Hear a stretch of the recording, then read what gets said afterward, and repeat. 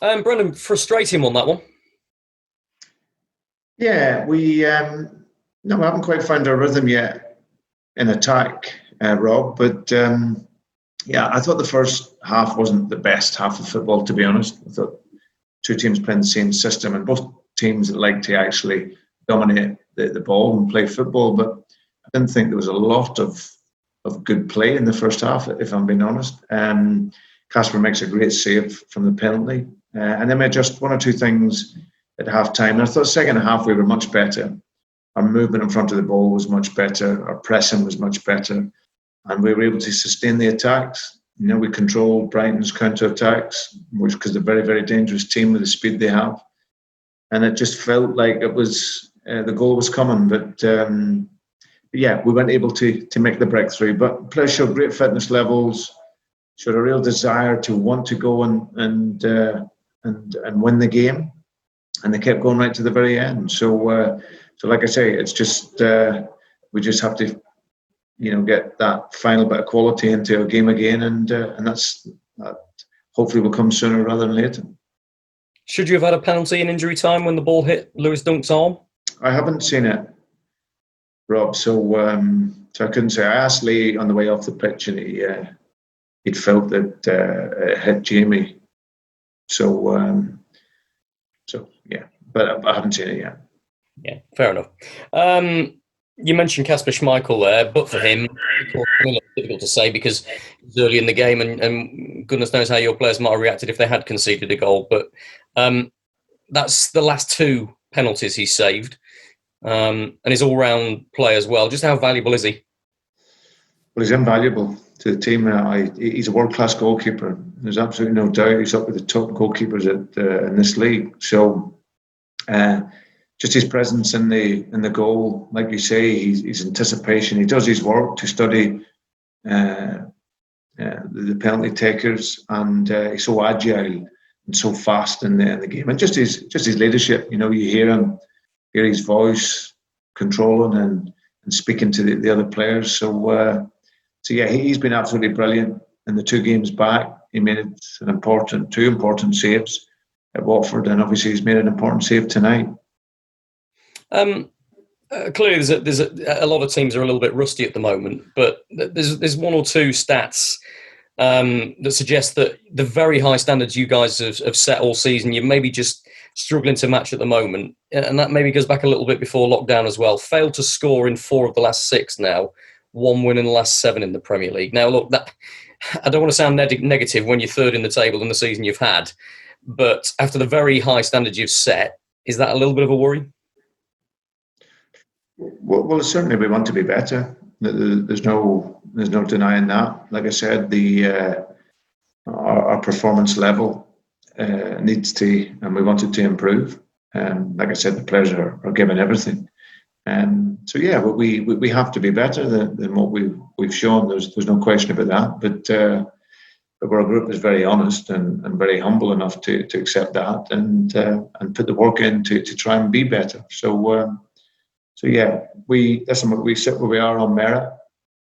You're never going to go through the whole season being absolutely amazing, especially a young team like ourselves that have grown. But we've also showed a real good mentality in the games, the first 2 games. We're playing Watford, a tough team to play against, which they've showed since Nigel's been there, and a few minutes away from winning that game. And then tonight against a team that have quality and had a fantastic result at the weekend, we could have won the game as well. So yeah, it's something that we will continue to look to improve and develop. And like I said, as long as we get the points that we need and improve our performance level, then that's what we look to do.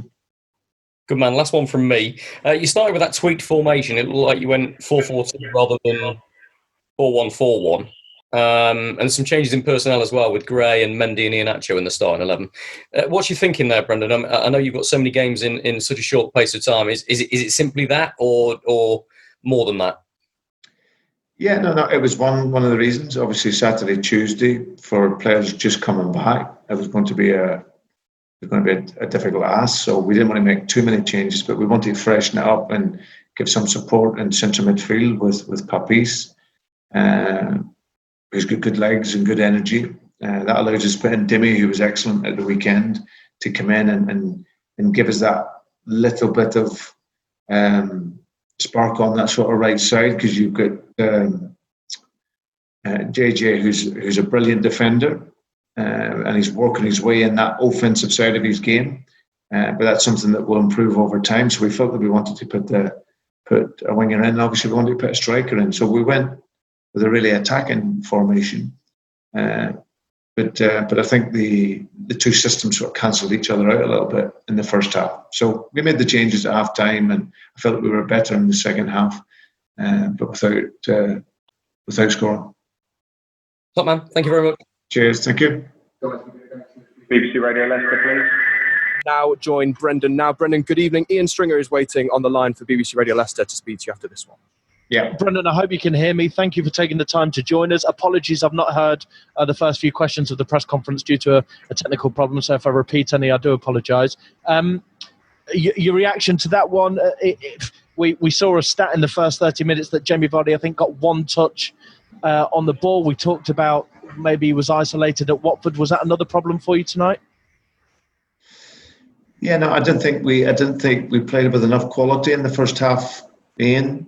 And to be honest, I think both teams sort of cancelled each other out, similar sort of systems. We wanted to get Jamie some support.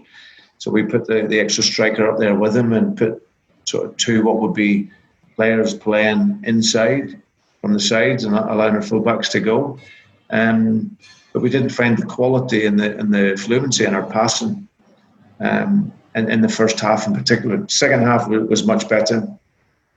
We started to dominate that bit more and won the ball back earlier. We were able to sustain the attacks, but just couldn't quite, give him the service that he needs. So the rhythm of our game not quite up to speed naturally, but yeah, we have to continue to work to improve and create more opportunities.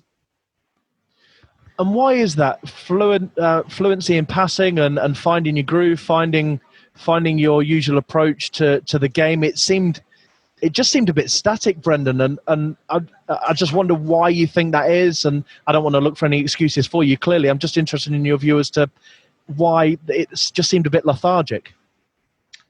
Yeah, I think it was like you say. There wasn't enough rotation in front of the ball. I think the player on the ball.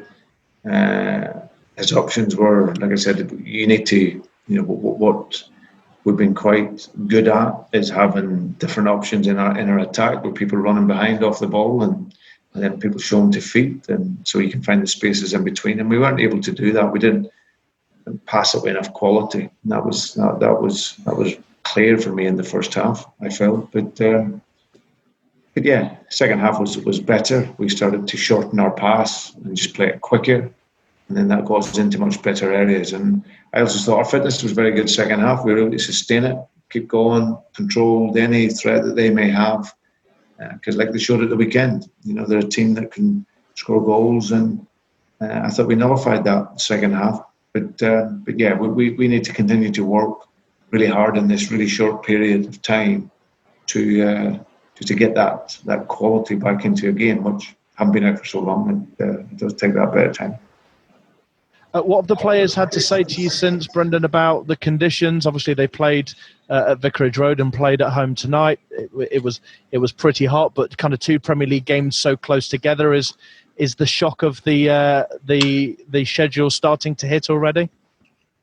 Well, no, I think we're not surprised. It's something that is going to be, taxing for all teams. Like you say, we played in really hot conditions Saturday, and then a quick turnaround. We've tried to make a few changes just to freshen the team up, to give it that energy. But you're playing on a Tuesday and a hot evening as well. So, but listen, we don't want to make excuses. I'm pleased with the mentality of the team. That desire to keep going, and I think obviously a part of it will come with fitness as well. The players are at a really good level, but of course the games gives you an even better level. So. But we'll go away, analyse it, and see where we can be better.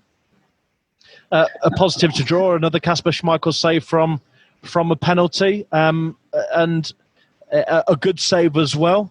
Does he surprise you anymore when they go in? Do you half expect him to save them these days? I think he saved more penalties in the Premier League than his dad. He saved more in the Premier League this season than any other goalkeeper. He's phenomenal, really. 1v1s, shot stop, and the likes of that. He's incredible. He's up there with he really is a world-class goalkeeper. He's up there with the top goalkeepers at this level. I think he had one mistake this evening where he tried to get us away on a quick build-up play and it just went out. But apart from that, he was immaculate in everything, and such a leader. Like if you're in the stadium, you'll hear him talk. You don't hear it when the stands are full, but you'll hear how much he's talking to the team, encouraging, and so yeah, he's absolutely brilliant for us. And he had two big saves at Watford, and they had a big save tonight. And I'm so happy to have him. Brendan, if you've already been asked this one, apologies once again. I haven't heard, but there's reports on the continent that personal terms have been agreed for William Carvalho. Can you tell us anything about that? Well, if you hear any more, Ian, tell me. You sound shocked. Yeah, very much so. Yeah. Listen, to be fair, even if we did, I'm not sure I would tell you, but that is a surprise to me. So you can fill me in when I see you towards the weekend. Yeah. Brendan, thank you very much for your answer. I think there's some enough lines between for us to read. And I wonder whether I can ask finally, Chelsea at the weekend, of course, one of your old sides, but we've seen that there's been a couple of games in quick succession. Are you going to have to change and rotate ahead of that game and bring people in ahead of the FA Cup game? We'll have a look at that. We'll assess over the next day or two. The players have got a wee bit of recovery time now, which they'll need. And then we'll have a look to see the levels of where they're at from Thursday onwards.